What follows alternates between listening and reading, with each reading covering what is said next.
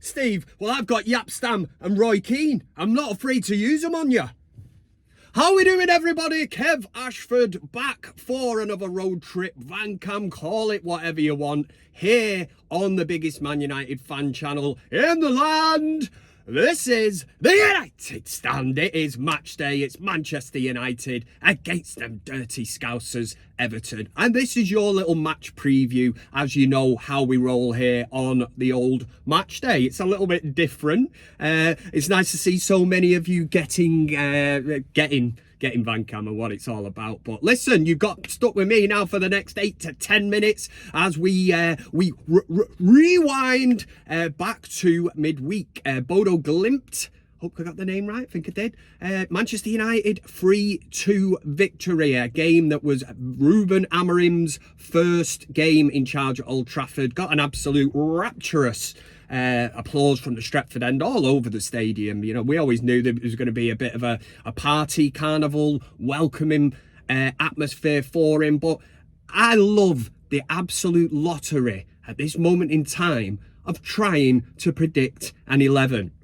It's impossible, man. It just ain't happening. And anybody that lies and says, yeah, Kev, I got the two team selections right for the Ipswich game and Bodo Glimt, you're a liar.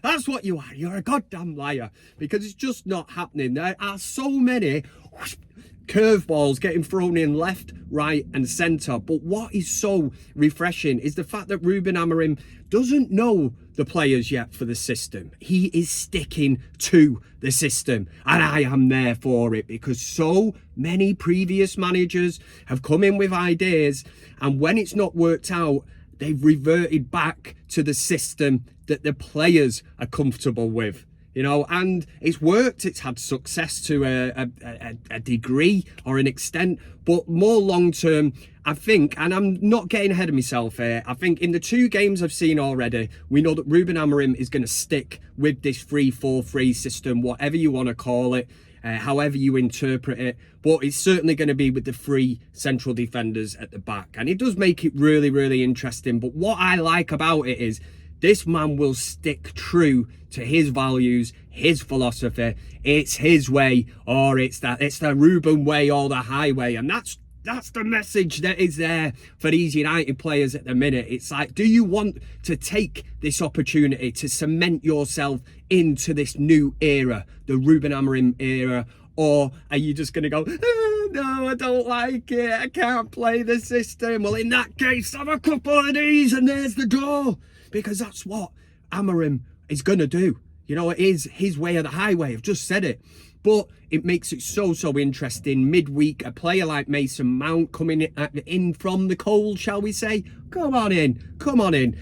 Played really, really well. And again, we can only look in isolation at the opposition. Yeah, you know, Norwegian Farmers League and all that. Okay, but you can only beat what's in front of you. And as an experiment, I think that's the word at the moment, because he is experimenting. And there's going to be curveballs, and he's trying to get the players to fit the system. One player who got an opportunity midweek, I forgot he even played for Manchester United, was Tyrell Malacia, playing in that wing-back position. Ruben Amorim must have admitted, well, the fact that it got to half-time, and he took him off. But I am not going to go in on Malacia. I think he'd be very far-fetched for anyone that's going to say that. I think for one of the goals, he was absolutely done, outstrengthed, outpaced. But that's, you know, you've got to expect that. This is a player. The last time prior to midweek that he played or started in a game, Fred was at United. You know, so that it was over 500 days ago that he actually started a game for Manchester United. And that can only, again, Ruben Amorim must see something in him. He obviously wants to see what he can bring to the party. But again, great man management at half-time. I mean, we could all see it in the stands, you're watching on the telly. It was glaringly obvious that this was just a step too far in the recovery of Tyrell Malacia. But we do have options, and it is so interesting. I mean, a lot of us will have nailed on moving forward that 2 in the midfield is probably going to be Ugarte, and obviously we got Kobbie Mainoo to come back. Now that is an interesting kind of combination in the midfield. The one player that I think that Amorim is going to build this team around is Ugarte, and Ugarte has got the legs. I think you can put anyone with him. It was glaringly obvious against Ipswich, for instance, when you put the Casemiro-Eriksen mix in, and Eriksen's been one of United's best players this season, without a shadow of a doubt.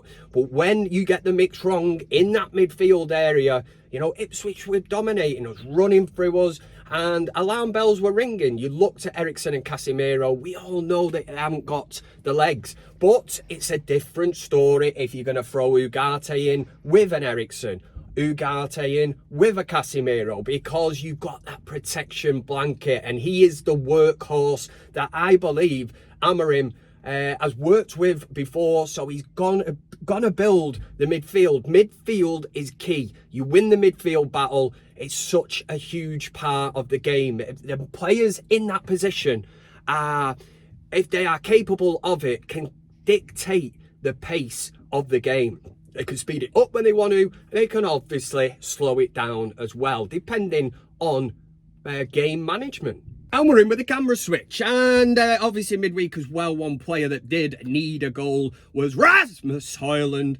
What a finish. You know, even both of them were instinctive. The first one was almost like Van Nistelrooy, Van Persie kind of instincts in and around the box. Had no real right to get his shot away. Well, that just shows that level of confidence is raising with Rasmus. That's what we need from him. The second was instinctive. It was like an Ole Gunnar Solskjaer kind of finish back in the day. And that shows the different types of goals that Rasmus Højlund can bring to this team. And he's had his critics. Every single player in this squad now, nobody is safe. You know, and even the fact that Bruno Fernandes is captain, the fact that midweek Amorim dropped him back into, should we call it, a number 6 role, and allowed Mason Mount to get into that number 10 role. He's trialling these players out. And Bruno Fernandes, in fairness to him, over the 2 games in the Amorim era, has been disciplined.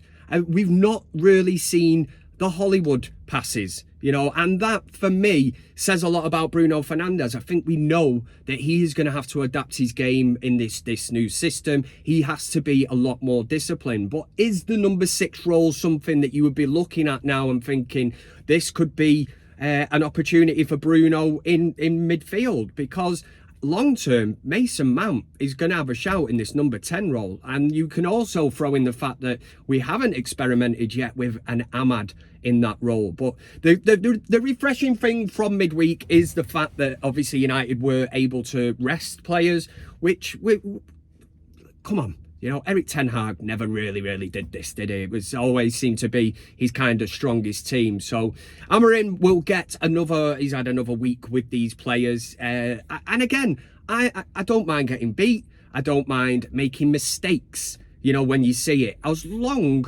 as we can start to see a system being implemented and you can get a clearer kind of picture of what the manager wants from the players, I don't mind. Of course players are going to make mistakes. You know, none of these players are really used to this system. So I think we can let them off a little bit. But at the same time, there are certain players who are, for me, that don't look like they are going to fit this system. And it's refreshing that we have a manager who, for me, he's going to take no passengers. There is no room in this team for passengers. So there's lots of work for Amorim to do. Obviously, you've got the January transfer window coming. Can't imagine we're going to do too much there. But yes, let me know in the comment section. Are you excited? Score predictions, whatever. Even if you just want to say Van Cam is absolutely mint. Kev, thank you. Blowing smoke up my own arse. Do whatever you want.